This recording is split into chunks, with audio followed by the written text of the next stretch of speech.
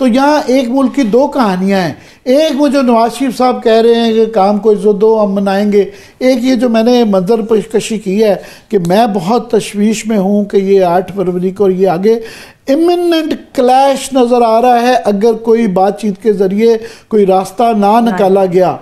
आप इसको कैसे देखते हैं? देखें आमिर साहब, आज की जो सूरत हाल है, आज आपकी हुकूमत जो है वो गैर मुंतखब हुकूमत है। आज आपकी पार्लियामेंट जो है वो नामुकम्मल पार्लियामेंट है। आज आपकी अदालत जो है उसके चारों टायर पंचर हो चुके हैं। आज आपका आइन जो है उसको 26वीं आइनी तरमीम के ज़रिए मुअत्तल कर दिया गया है, और एक ऐसी तरमीम की गई है जो तरमीम जो है वो खुद अपने आप के बारे में लेजिटिमेट नहीं है कि उसको उस पार्लियामेंट से कराया गया जो कंप्लीट ही नहीं है, और उस पार्लियामेंट से कराया गया जिसका इंतखाब ही मुतनाज़ है, उस पार्लियामेंट से कराया गया जिसकी कोई भी ट्रिब्यूनल नहीं बना जिसमें उसके फैसले हो सकते। तो ऐसी सूरत हाल में जिसमें आज पाकिस्तान खड़ा हुआ है और आज पाकिस्तान के हुक्मरान खड़े हुए हैं, उस सूरत हाल में आप आगे बढ़ने का जब रास्ता देखते हैं तो मैं तो समझता हूं कि पाकिस्तान का ज़ीरो ग्राउंड जो है, जहां से पाकिस्तान को दोबारा शुरू करना चाहिए अपने आप को, वो 8 फरवरी है।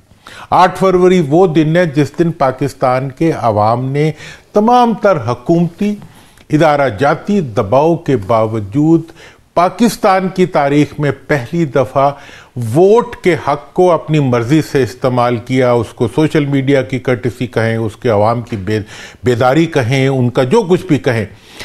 8 फरवरी के इंतखाबात को अगर आप तस्लीम नहीं करेंगे तो मैं समझता हूं कि आप पाकिस्तान के वजूद और पाकिस्तान के अवाम का ये हक कि वो इस मुल्क के हुक्मरान हैं और वो इस मुल्क के मालिक, इस मुल्क के अवाम हैं, वो हुक्मरान नहीं है। लोग, मैं आपकी बात में सिर्फ ऐड करते हुए कि इस खित्ते में जो बड़े मसाइल हुए हैं, 71 का जो सानिया हुआ था वो इलेक्शन के रिजल्ट्स को एक्सेप्ट ना करने से हुआ था। ऐसी मिसालें नहीं देनी चाहिए, मगर हमें भूलना भी नहीं चाहिए कश्मीर की इंतफादा, कश्मीर का मसला हल हो चुका हुआ था, वो समझौता कर चुके हुए थे, मगर 86 के इलेक्शन जो उन्होंने करवाए, धांधली की, उसके बाद से वहाँ पे लेट 80s में कश्मीर के अंदर इलेक्शन धांधली की वजह से जो है वो दोबारा वहाँ पे तहरीक शुरू हुई।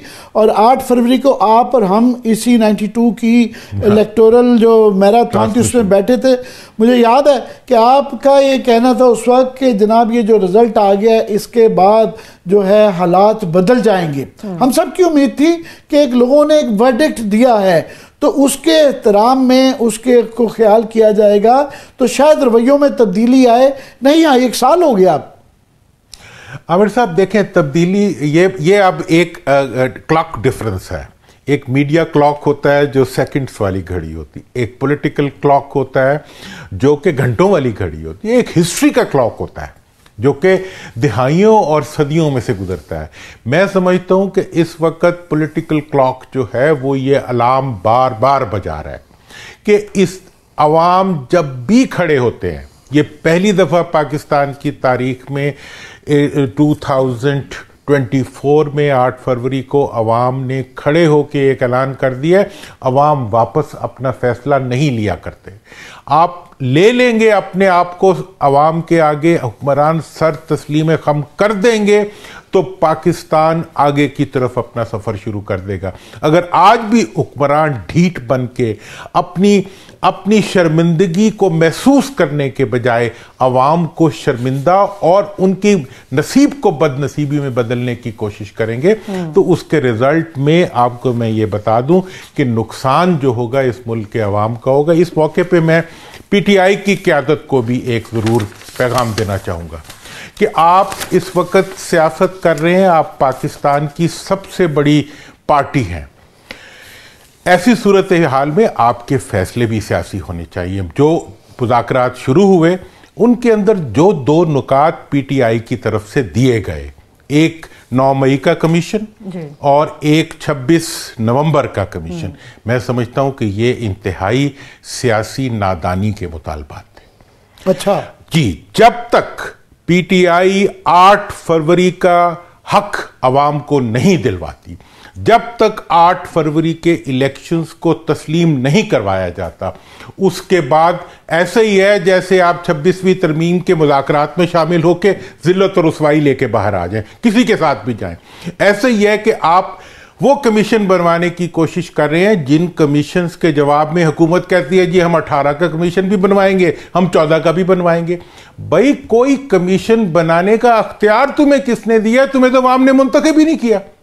तुम किस असेंबली से वो कमीशन बनवाओगे? जो प्राइम मिनिस्टर साहब ने कहा भी अच्छी बात कही, वो शुक्र करें वैसे ये कि कमीशन बनाए। यहाँ पे कमीशन जावेद इकबाल साहब का भी बना था, और कितने कमीशन अपनी मर्जी का कमीशन बना के मर्जी के रिजल्ट लेके एक दफा व्हाइट वॉश हो जाना। जब तक अवाम की हुकूमत नहीं आती, जब तक अवाम को उनके वोट का हक वापस नहीं दिया जाता, उस वक्त तक उसी नाजायज और बिल्कुल नाजायज और अवाम के लिए नाकाबिले तस्लीम अदालतों की हैसियत को खत्म करने वाली हुकूमत से आप कमीशन मांग रहे हैं? नहीं, यह हुकूमत कोई कमीशन देने की अहलियत नहीं रखती। पीटीआई को अपने इस फैसले को रिकन्सिडर करना चाहिए। एक नुकाती एजेंडा है जो अवाम मांगते हैं, वो ये है कि 8 फरवरी का अवाम को हक जब तक नहीं मिलेगा, पाकिस्तान आगे जमहूरी रास्ते पे चलने से माजूर रहेगा। लेकिन दुरानी साहब, क्या आप ये कह रहे हैं कि वो ये अगर जायज हक आप समझ रहे हैं कि ये नहीं उनको मांगना चाहिए था, फिर क्या करना चाहिए? फरामोश कर देना चाहिए? पब्लिक तो इसके लिए तैयार नहीं है पीटीआई के खान साहब की।